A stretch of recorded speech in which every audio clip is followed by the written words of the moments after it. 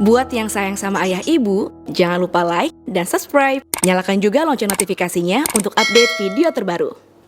Assalamualaikum warahmatullahi wabarakatuh, Sobat Silaturahim. Apa kabarnya? Semoga semua dalam keadaan sehat walafiat. Amin. Dan hari ini kita silaturahim bersama Mas Pur, pemain dari tukang ojek pengkolan, ya. Dan kita bakal ngobrol-ngobrol sama Mas Pur. Mas Pur, apa kabar? Alhamdulillah baik. Sehat. Sehat alhamdulillah. Kegiatan TOP masih berjalan. Kegiatan lagi seperti apa nih? Syuting TOP masih syuting TOP. Terus kadang kalau pas lagi nggak capek, ya syuting YouTube. Itu aja sih. Mas Pur, kita kan tayangan ini adalah berjudul Ridho Allah, Ridho Ayah Ibu. Mungkin sebagian dari Sobat Silaturahim sudah mengenal Mas Pur dengan ceritanya, dengan kesehariannya, tapi mungkin beberapa ada yang belum tahu nih kehidupan Mas Pur bersama keluarga seperti apa. Mas Pur sekarang alhamdulillah sukses, sudah berkarir Amin. di Jakarta. Amin. Ya kan, hijrah dari Solo, Semarang ya.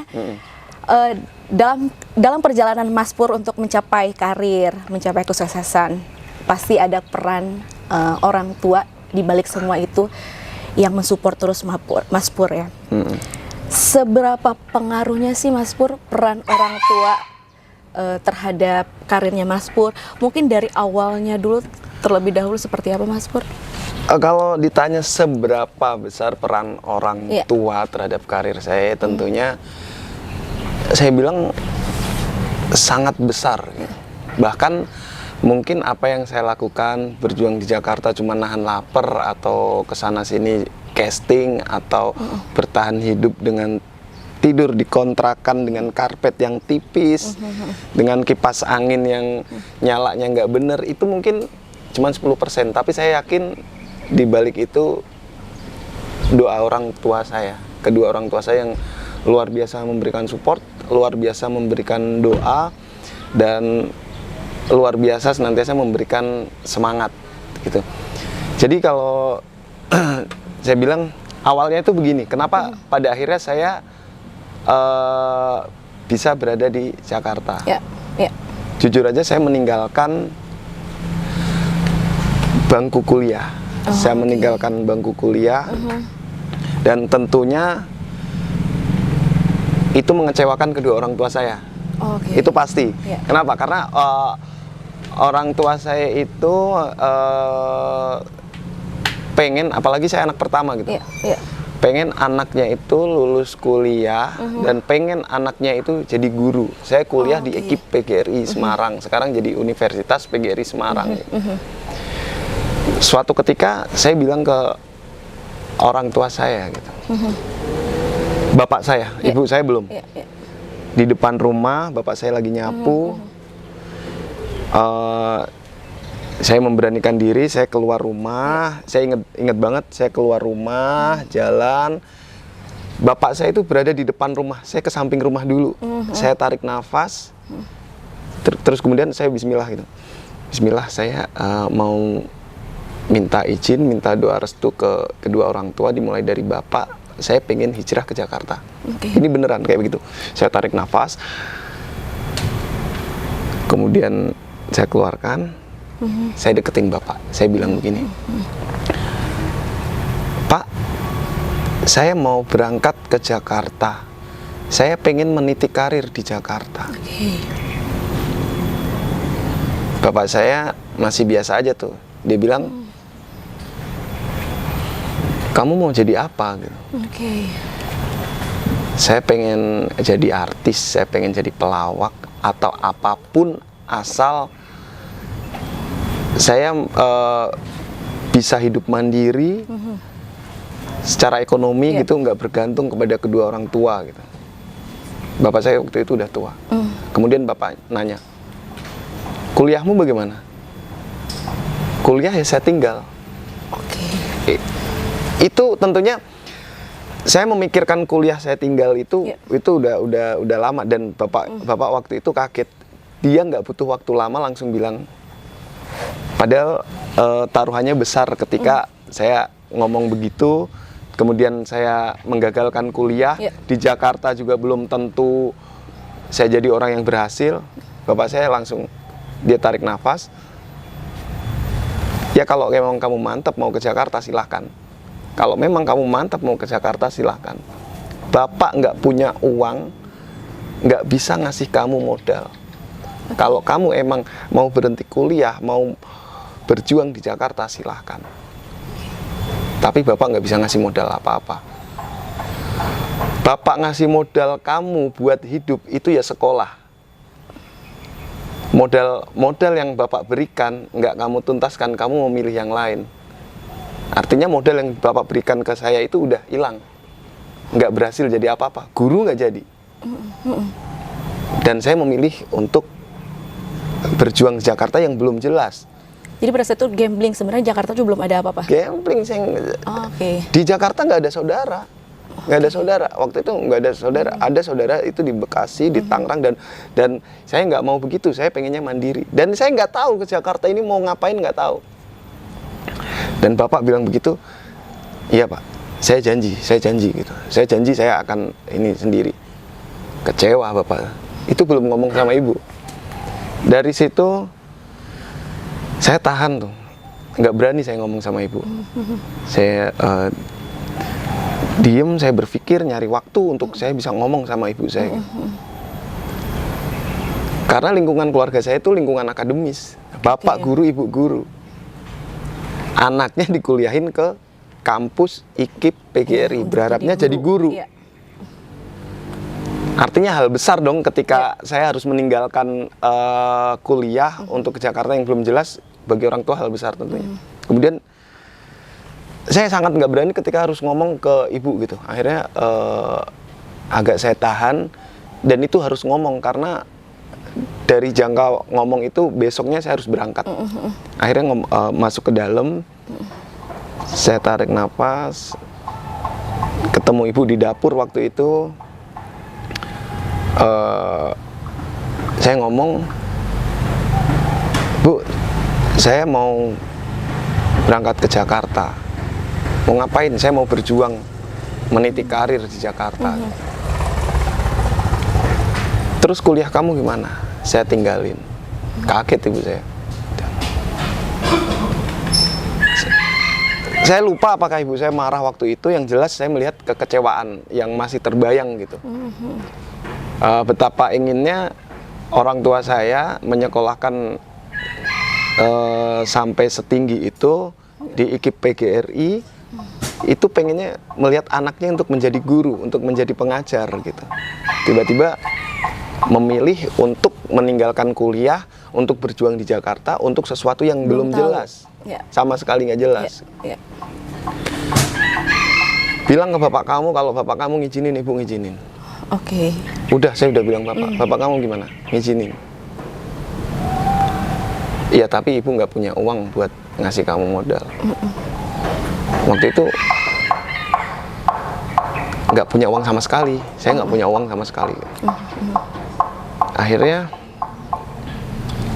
minta ibu itu dikasih uang 300.000 buat ke Jakarta gitu. Ya udah. Tapi di situ saya melihat kekecewaan orang tua. Itu kekecewaan yang pertama tuh, kekecewaan yang luar biasa besar itu. Bukan kekecewaan yang pertama ya, tapi kekecewaan yang sangat besar. Yang jelas tergambar tuh itu. Trigger saya bisa sangat cinta kedua orang tua saya itu setelah saya merantau ke Jakarta. Saya ngerasain bagaimana berjuang di Jakarta itu nggak mudah. Bagaimana ketika saya lapar, ketika susah nyari makan, ketika susah nyari minum, ketika tidur dalam keadaan kedinginan, sementara di rumah ada selimut, ada teh hangat yang dibuatin sama ibu kan. Di Jakarta nggak ada kayak begitu. Kita mau bikin teh hangat sendiri, kita beli atau kita bikin sendiri, kita nyari kemana-mana. Akhirnya dari situ, aduh ya Allah, ini mungkin dosa kepada kedua orang tua yang memberlakukan orang tua kayak begitu. Padahal sebenarnya gue nggak punya alasan untuk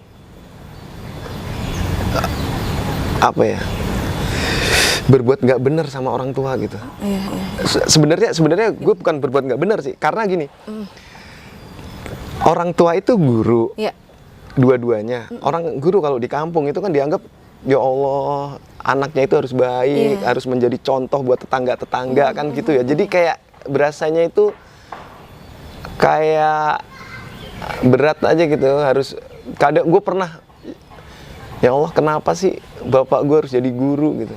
Kenapa bapak gue nggak petani bebek aja sih, biar hidup gue itu bebas, nggak punya beban berat kayak gitu. Kan seorang anak nggak bisa memilih dilahirkan dari siapa. Itu ya. dia. Nah. Itu akhirnya gue sadarin ya sekarang ini. Bapak itu mengajarkan banyak hal. Itu justru lewat, nggak pernah Bapak nasihatin, kamu harus kayak Bapak. Itu nggak pernah. Tapi semakin gue dewasa, semakin gue bisa berpikir, itu gue ngelihat. Bapak itu orang yang tekun, orang pejuang yang luar biasa, akhirnya terekam di otak. Pada saat ini, akhirnya baru-baru ini nih, gue berpikir, ya Allah, gue pengen jadi kayak Bapak. Saya pengen jadi Bapak itu mau bangun rumah, itu beli tanah miring, nyari harga tanah yang murah. Itu tanah bener-bener miring, 1 meter 900, dibayarin sama Bapak. Terus tanah ini kan miring begini nih. Tanah ini miring. Ini kalau buat bangun rumah, kalau bukan orang kaya ini nggak bisa dibangun ini. Karena kan kalau misalnya ini modelnya gede, harus tambahin pondasi yang tinggi. Betul, dan sebagainya. Iya, benar-benar. Bapak ini, tanah ini diratakan dan benar-benar dengan tenaganya Bapak sendiri. Saya menjadi saksi, sumpah. Bapak itu tiap hari itu nyangkulin jalan yang tadinya nanjak begini. Itu dicangkul, sekarang bisa rata begini. Masya Allah. Sekarang rata, dan ini bisa jadi rata begini. Jalan depan rumah saya itu tadinya nanjak begini. Ini dicangkulin, sisa tanah ini untuk nguruk yang tanah miring begini, sekarang jadi lurus. Masya Allah. Tanah tadi yang belinya Rp900 per meter, orang yang sekarang punya tanah itu, kalau lewat rumah saya bilang sama bapak saya, nyesel saya jual ke bapak ini 900 ini. Kayak begitu. Itu berapa lama Bapak ngelakuin itu?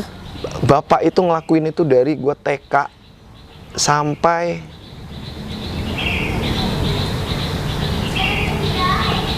kelas 5 SD.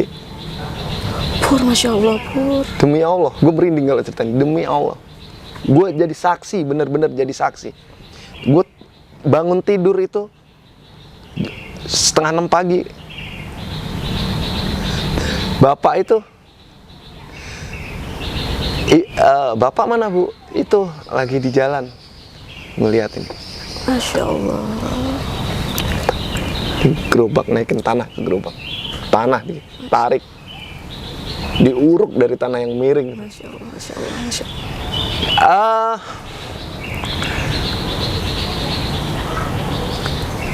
Setahun, kelas 1.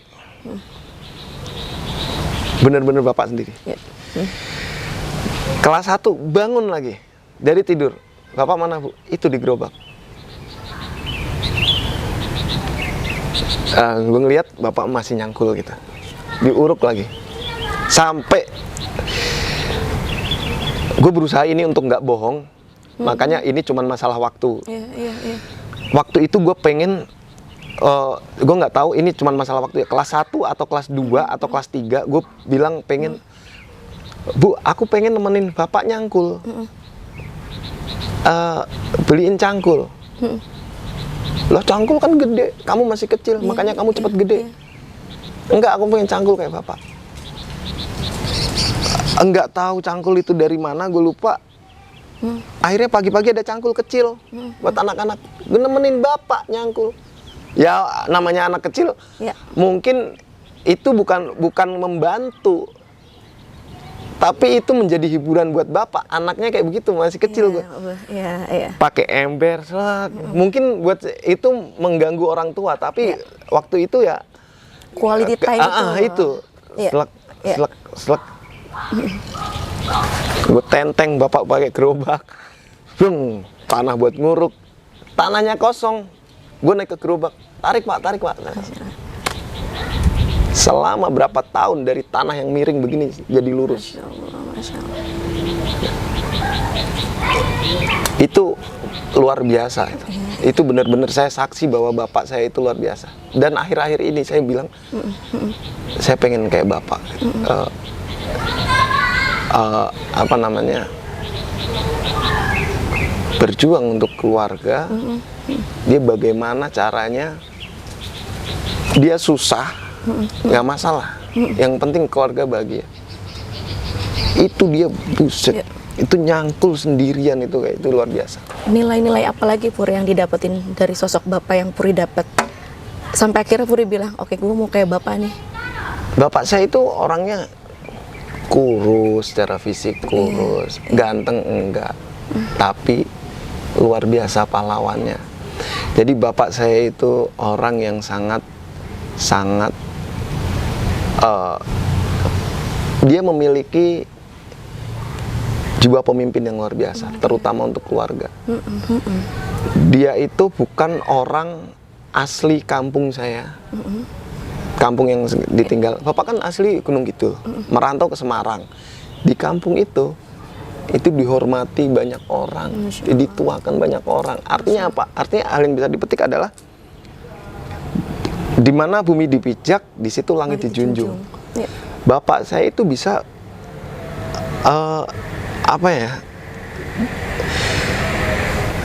bisa melebur dalam masyarakat di situ, dan dia itu kayak benar-benar bisa menjadi satu dengan masyarakat gitu loh. Bisa menjadi satu sama masyarakat. Nah, itu tadi gue cerita kenapa pengen jadi kayak bapak ya. Kemudian banyak hal-hal yang mengecewakan kedua orang tua ya. Kembali ke tentang perjuangan di Jakarta. Gue ngerasa itu susah banget berjuang. Ini kenapa gitu. Banyak hal. Sampai akhirnya ini mungkin gue banyak dosa di masa lalu. Sampai akhirnya Lebaran kapan itu gue pulang, gue nggak tahu ini lebaran kapan. Dan ini gue masih mengingat-ingat, berusaha untuk tidak bohong dan nggak ada yang lebihin, ada kurangin. Akhirnya pulang ke rumah. Lebaran pulang ke rumah, suatu ketika ada pikiran, gue harus membasuh kaki ibu. Minta maaf yang tulus, membasuh kaki ibu. Akhirnya setelah silaturahmi lebaran itu, salam-salaman sama orang tua, sama ibu. Saya bilang sama ibu begini, Bu, aku pengen membasuh kaki ibu pakai air, dan kakinya nanti mau saya minum, mau saya buat cuci muka. Nggak tahu dalam cerita secara keagamaan seperti apa, tapi kayak gitu-gitu kan itu merupakan simbol ya. Itu secara simbolis gitu. Kadang kita mengakui secara verbal bahwa kita dosa kepada orang tua, kadang kita malu atau kadang lidah kita nggak mampu mengucapkan gitu. Akhirnya saya mengambil air, saya basuh kaki ibu dua-duanya, saya masukin ke gelas, saya buat cuci muka, saya minum. Saya nggak belajar dari mana-mana ini, tapi sekali lagi bahwa mungkin ketika dosa secara lidah nggak bisa terucapkan secara verbal atau apa, ya udah saya melakukan secara simbolis seperti itu. Saya minum, saya peluk ibu, ibu nangis. Saya minta maaf atas dosa-dosa yang saya perbuat selama ini. Dari situ sampai sekarang, setiap ketemu ibu, saya selalu cium kaki. Dimanapun tempatnya, mau itu, saya lebih senang kalau itu di tempat umum. Mas Pur ini Masya Allah lah, satu amalan, mungkin bisa bilang seperti itu ya, satu tindakan, mungkin secara verbal emang nggak dilakukan, tapi actionnya adalah sampai sekarang Mas Pur masih kalau ketemu ibu membasuh kakinya, terus airnya juga langsung mencium. Kalau membasuh itu enggak, paling, tapi yang pasti itu mencium kaki ibu. Kenapa?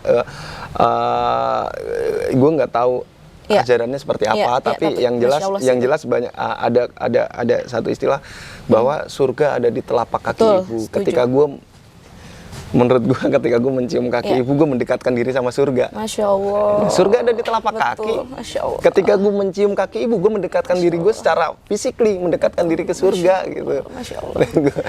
Ya. Saya ini bukan nggak harus ditiru atau apa gitu ya. Ini emang keyakinan gue begini Ya, gitu. Maksudnya ya, Masya ajarannya seperti apa, secara ajaran gue nggak tahu, tapi yang jelas itu yang gue lakukan gitu. Oke, nah Mas Pur ini lebih pengen tahu nih, kalau tadi Mas Pur sudah memberitahu, ngasih tahu sama kita sosok seorang ayah, ya. Kalau sosok seorang ibu itu seperti apa Mas Pur? Sosok. Cara mendidik Mas Pur seperti apa? Cara mungkin mengungkapkan rasa sayangnya seperti apa? Sosok seorang ibu itu luar biasa gitu. Iya. Ibu saya itu selalu nangis ketika dalam keadaan apapun yang terjadi tentang saya itu selalu menangis. Ketika saya mengecewakan dia menangis, ketika saya bahagia dia menangis, Masya Allah. ketika saya tertimpa musibah dia menangis.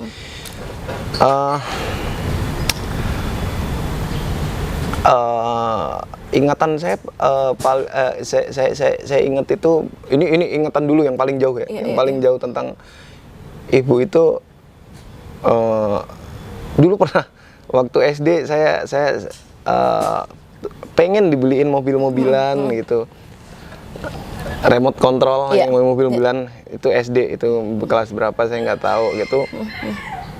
Bu beliin, harganya waktu itu 22.000.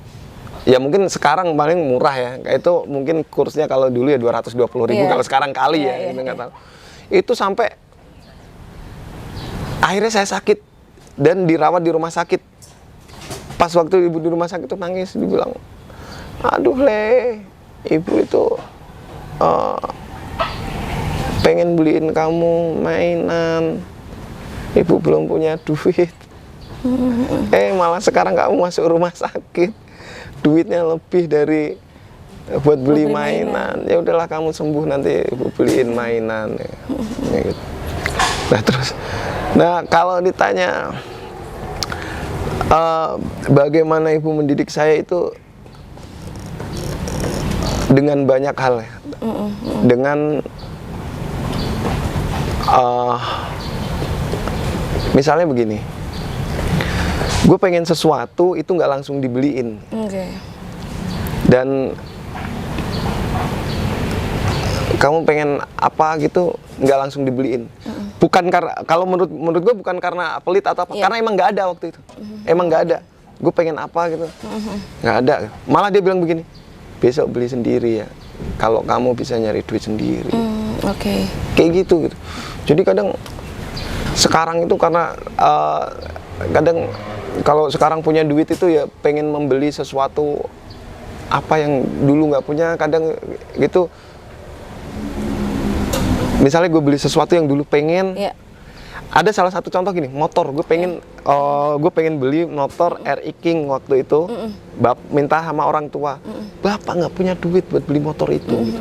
Nanti kalau kamu bisa nyari uang sendiri, kamu beli deh. Itu SMP bilang.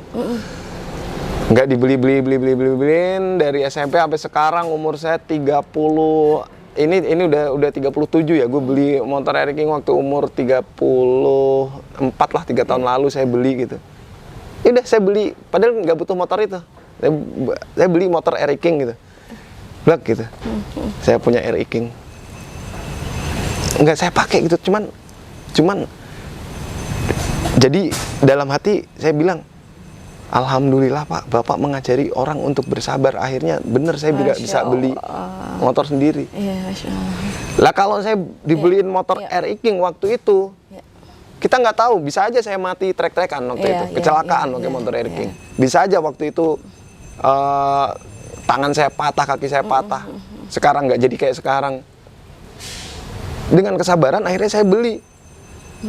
Dan Allah memberikan di saat waktu yang tepat.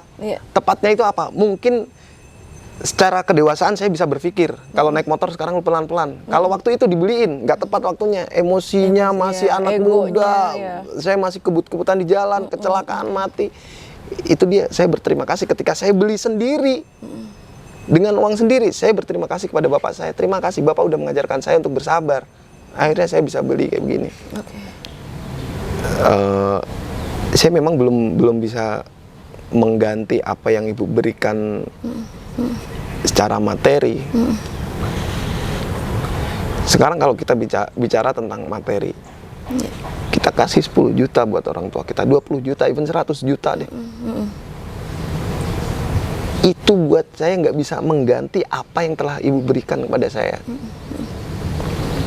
Selama dari usia 0 hari lah masih di dalam kandungan, perjuangannya luar biasa. Betul. Sampai sekarang umur 37, kita ngasih 100 juta, buset, nilainya nggak ada apa-apanya. Tapi saya bisa memberikan kebanggaan-kebanggaan, justru satu hal yang sederhana. Ketika gue pernah pulang ke rumah, ada di rumah gitu,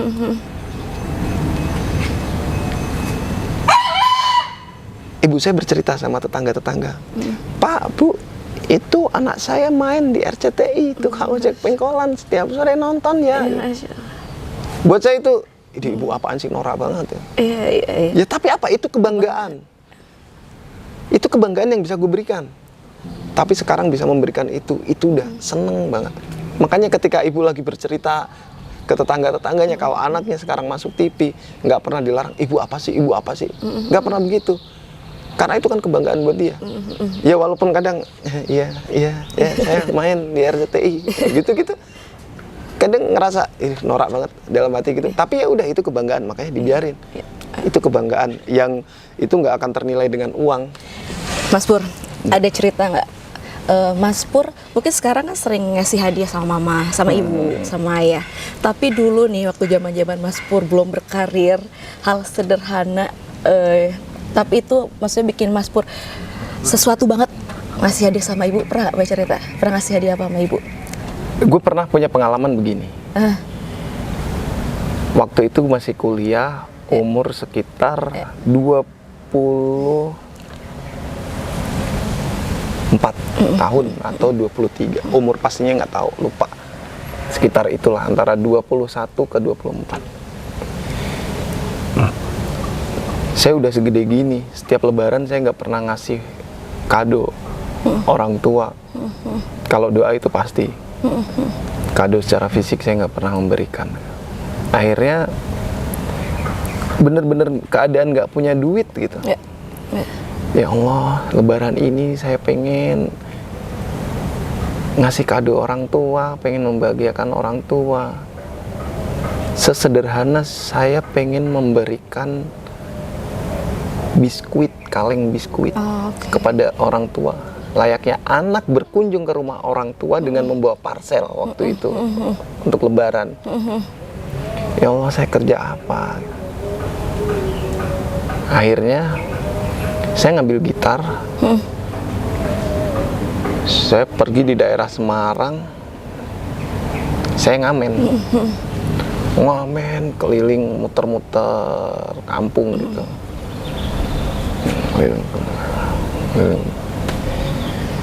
Sampai seharian penuh saya berhenti ketika uang udah terkumpul 29.000. Saya beli satu kaleng biskuit. Saya bawa pulang ke rumah. Bu, selamat lebaran. Masya Allah. Dan ibu bahagia banget, bahagia luar biasa. Ini dari keringat sendiri gitu. Masya Allah. Kecil, hadiahnya kecil. Iya. Tapi waktu itu yang saya dapat bahwa untuk memberikan hadiah kepada orang terkasih gitu nggak harus mahal. Yang terpenting arti dari ketika kita memberikan gitu. Ya, untuk mendapatkan itu gue harus ngamen keliling kampung dan gue harus ngamen di. Waktu itu ada satu cerita lucu, agak keluar dikit ini. Gue ngamen. Waktu itu nyanyi lagu Susan, besok gede mau jadi apa? Gue nyanyi ada kali 15 menit gak dikasih, gak dikeluar. Susan kepingin pinter biar jadi dokter. Gak dikasih, gue berhenti. Ini kenapa gak dikasih gitu? Pintu bukaan, gue di luar pagar nyanyi. Gue kencengin lagi Susan. Udah, ini kenapa? Gue ngelihat ke atas ada papan tulisan Dokter Susan. yang punya rumah namanya Susan. Atas harga. Orang yang tersinggung kali. Jadi nggak dikasih. Astagfirullahaladzim. Oh, gue ngeledek kali ini, gue cabut. Masya Allah. Dia Puri tuh emang Masya Allah legenda Kak. Tapi kalau misalnya ngobrol sama Puri nih di balik layar nih sebenarnya ya, sobat silaturahim. Dia banyak hal-hal lucu yang dia bagikan. Tapi ternyata Puri itu adalah seorang yang pemikir, seorang yang deep. Kalau ngobrol tuh selalu Puri dengan arti. Nah, Pur, acara ini adalah berjudul Ridho Allah, ridho ayah ibu.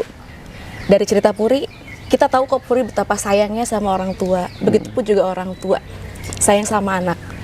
Di balik punya cerita masa lalu yang tidak baik, sudah itu tutup buku ya. Tapi sekarang kita dengan sekarang dan nanti akan ke masa depan insya Allah.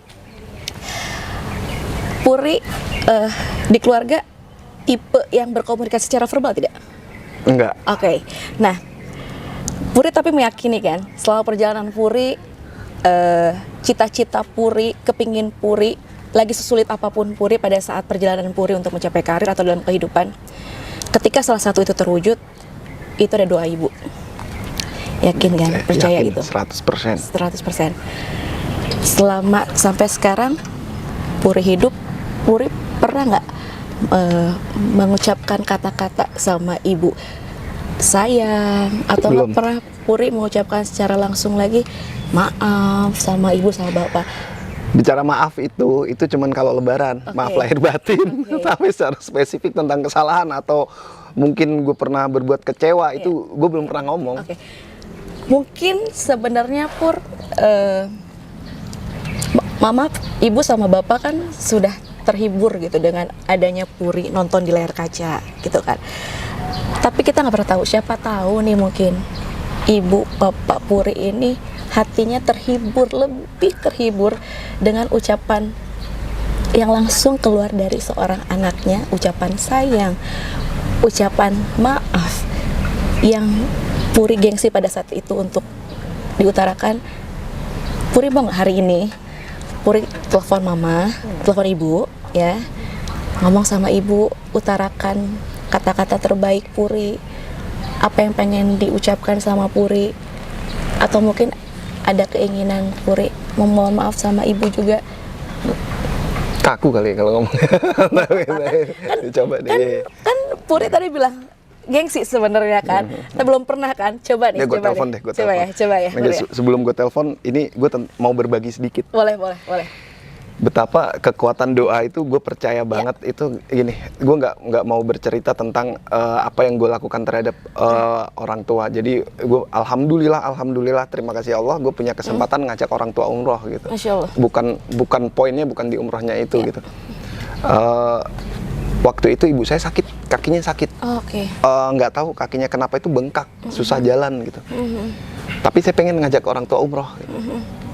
Pengen ngajak orang tua umroh, nelpon, tapi kakiku sakit nih, gimana ya? Enggak apa-apa Bu, insya Allah sehat gitu. Insya Allah sehat, yang penting ibu sehat dulu gitu. Ibu kakinya sehat. Benar, kakinya sehat. Terus ibu bilang H-1 sebelum berangkat umroh itu kakinya sehat. Kalau ibu nanti kakinya sakit bagaimana? Poinnya di sini. Tenang Bu. Kalau ibu kakinya sakit, begitu sampai ke Madinah, ibu saya dorong pakai kursi roda kemanapun saya dorong. Masya Allah. Anak ibu ada 3, Masya Allah. dorong plus mantunya 1. Bener dong. Begitu turun sampai mendarat di Madinah, ibu kakinya sakit, nggak bisa jalan. Subhanallah. Sampai Madinah langsung nyari kursi roda, beli kursi roda. Selama ibadah gue dorong. Tapi Masya Allah, kekuatan doa. Iya. Bahwa gue percaya bahwa omongan adalah doa. Yaitu tadi gue bilang, kalau ibu di sana kakinya sakit, gue dorong. Gue dorong, diijabah doa gue. Alhamdulillah kan ya kan.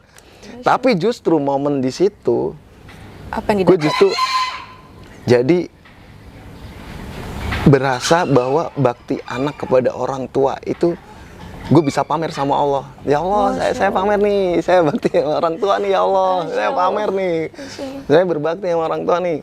Seneng, dalam hati seneng gitu. Dan 3 anaknya ini ganti-gantian ngedorongnya, nggak ada yang keberatan, nggak ada yang ini apaan sih minta dorong, nggak ada.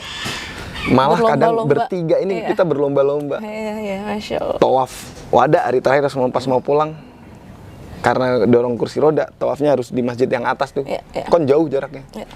Ganti-gantian bertiga. Itu luar biasa anak-anak ini. Sambil dalam hati, labaik Allahumma labaik.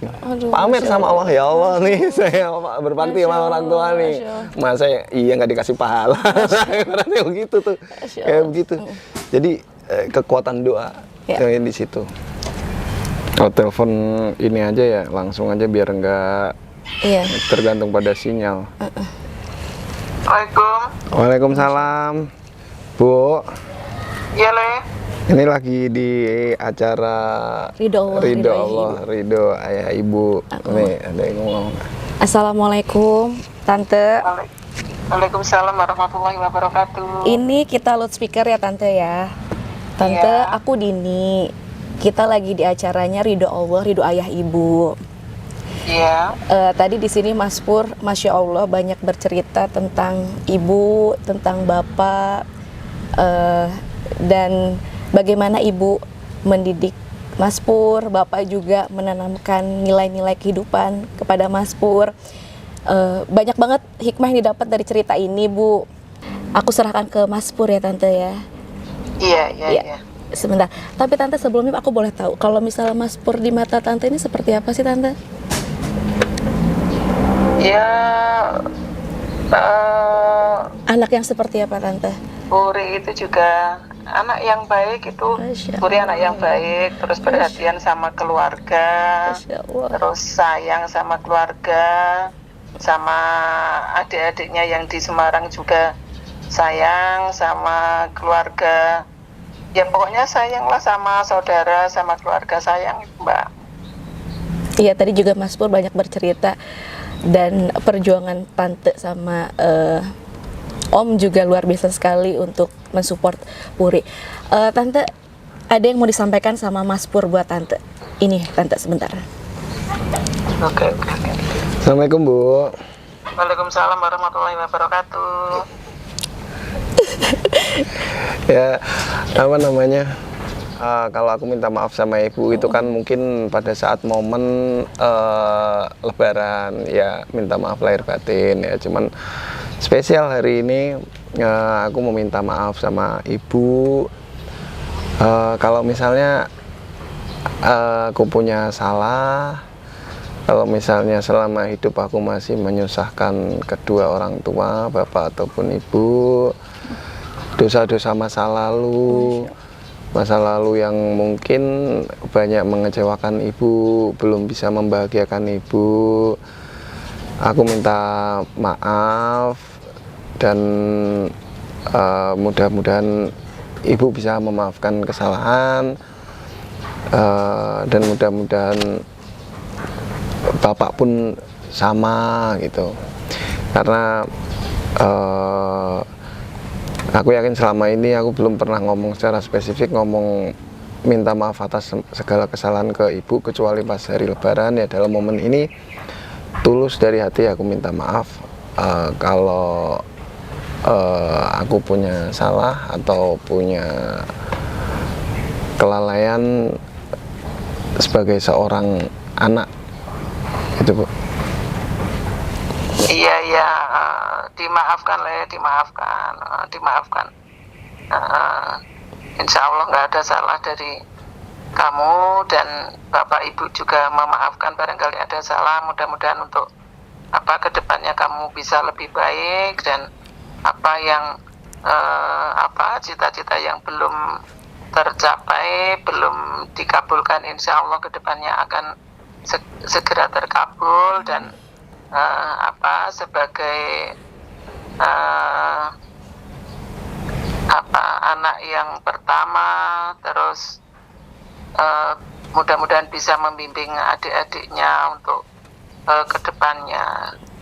Itu saya kira dari Ibu. Ya Bapak, nanti.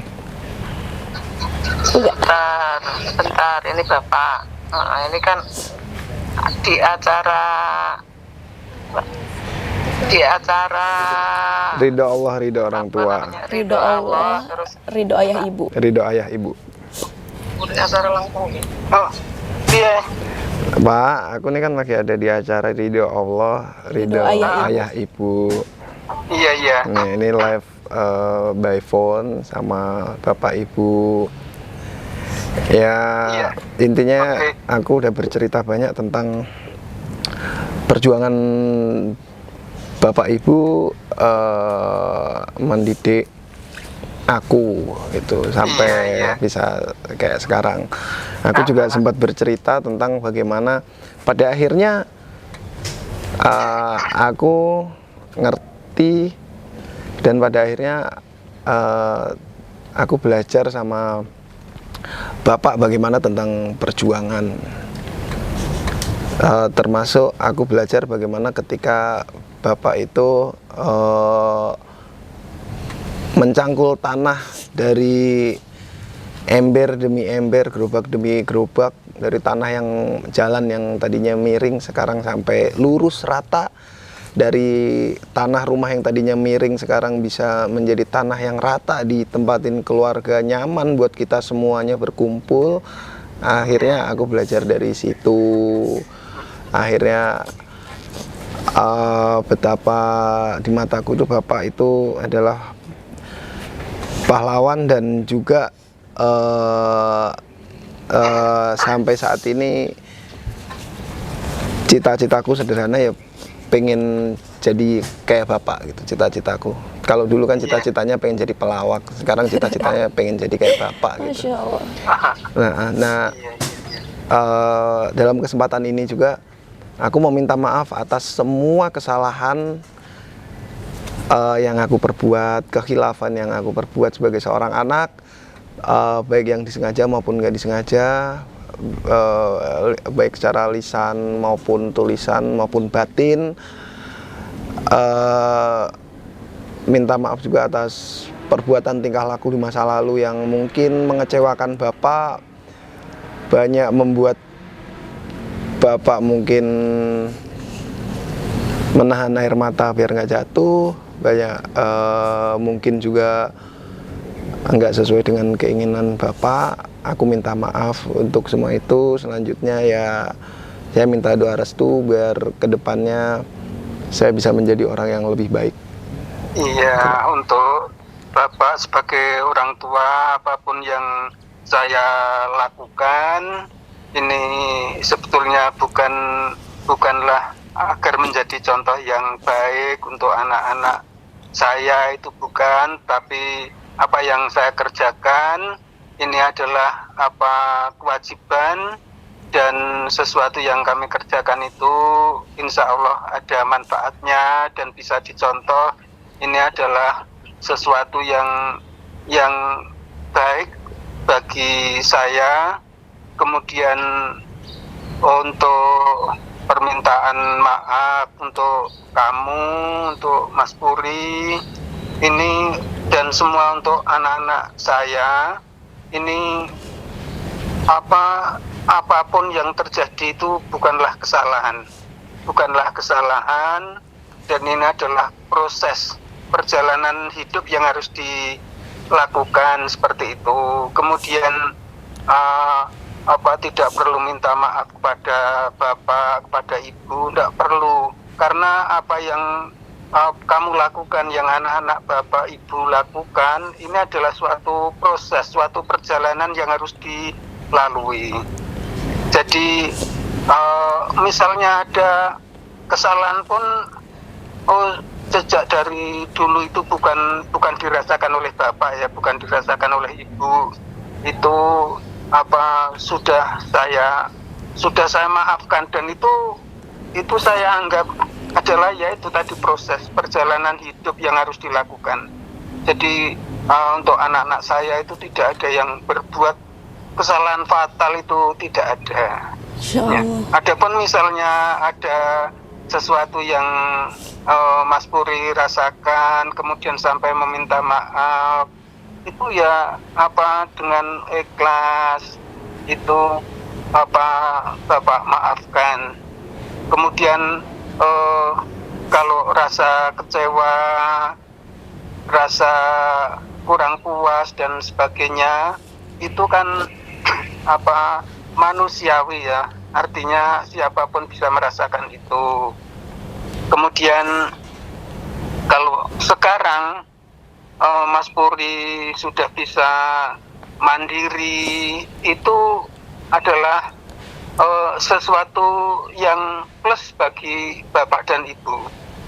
Jadi positif, kemudian alhamdulillah, rasa syukur saya kepada Allah Subhanahu wa taala karena kamu bisa mandiri, kamu bisa seperti ini, itu adalah semata-mata dari Allah Subhanahu wa taala, dan tidak pernah terlewatkan untuk Bapak, untuk Ibu, untuk mendoakan anak-anaknya supaya bisa lebih baik, supaya lebih dari apa yang diperbuat oleh Bapak dan Ibu. Seperti itu, Mas.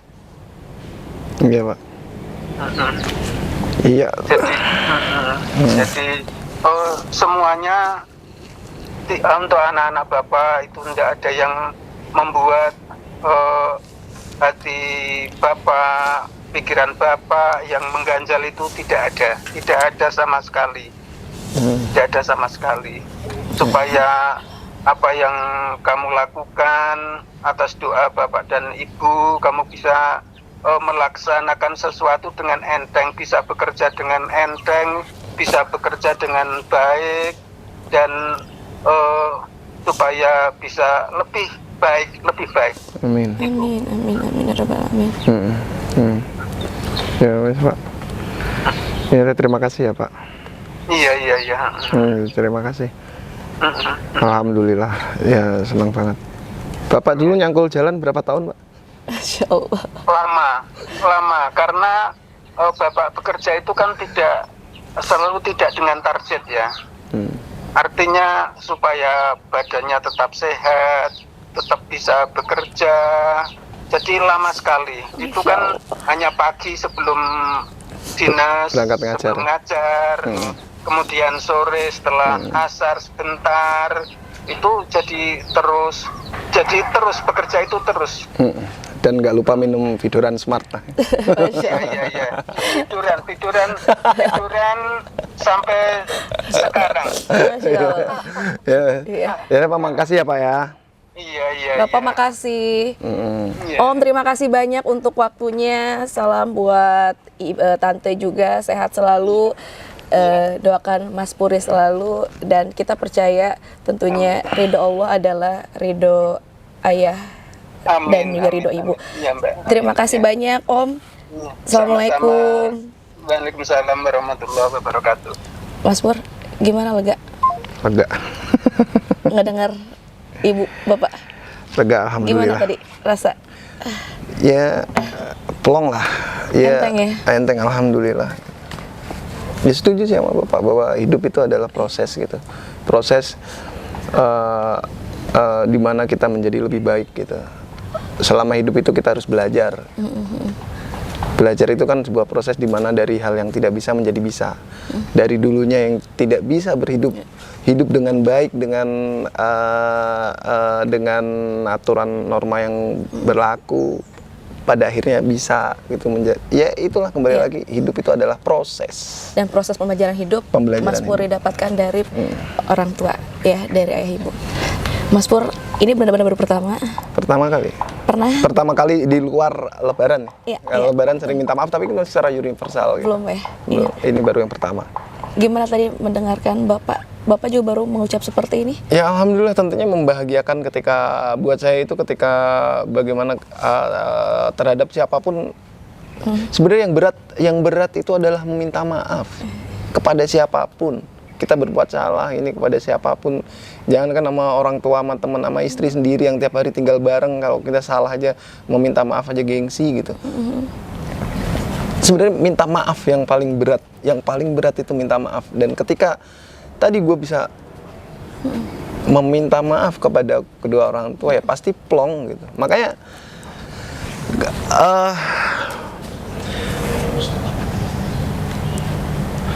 coba ya, kadang gue membayangkan bagaimana ketika manusia itu mudah untuk meminta maaf gitu, dan manusia yang lainnya itu mudah untuk memberikan maaf, mungkin akan damai gitu. Misalnya gue salah ya gue minta maaf, dan orang yang disalahin ya mudah memaafkan. Intinya kan itu sebenarnya itu bisa, karena kenapa gue bilang maaf dan meminta maaf dan memberi maaf itu penting, karena pada hakikatnya manusia adalah tempatnya salah. Ketika ada hakikat seperti itu, manusia adalah tempatnya salah. Yang paling benar ya minta maaf. Dan manusia yang lain ya harus mudah memberikan maaf. Karena kembali lagi ke bahwa manusia itu tempatnya salah. Lu yang sekarang berada di posisi benar, bisa jadi besok lu berada di posisi yang salah. Ya udah, intinya saling memaafkan lah gitu. Dan ya. Alhamdulillah. Dan ketika umur masih ada, itulah kesempatan kita untuk meminta maaf dan memaafkan. Apalagi plong untuk orang tua kita. Betul. Kalau masih ada orang tuanya, tetap harus berbakti selalu tentunya, dan harus terus memohon maaf, karena umur ada yang pernah tahu ya. Ketika masih ada umur, ada yang tahu? Gak ada. Ada. Allah. Kita bisa tahu. Dari mana? Lihat aja KTP-nya. Itu beda lagi umurnya, Masya Allah, tabarakallah. Sobat Silaturahim, tadi obrolan kita bareng sama Mas Pur ya, luar biasa ceritanya di balik kesuksesan Mas Pur. Sekali lagi ada peran orang tua, dan kita percaya sekali lagi ridho Allah adalah ridho ayah ibu. Jadi semoga tayangan ini dan cerita dari Mas Pur ini menginspirasi Sobat Silaturahim untuk semakin sayang lagi dengan ayah, semakin sayang lagi dengan ibu. Karena ridho Allah adalah ridho ayah ibu. Semoga kita ketemu lagi di episode selanjutnya. Wassalamualaikum warahmatullahi wabarakatuh. Mas Pur, makasih Mas Pur ya. Sama-sama. Masya Allah. Buat yang sayang sama ayah ibu, jangan lupa like, share, komen, dan subscribe. Nyalakan juga lonceng notifikasinya untuk update video terbaru.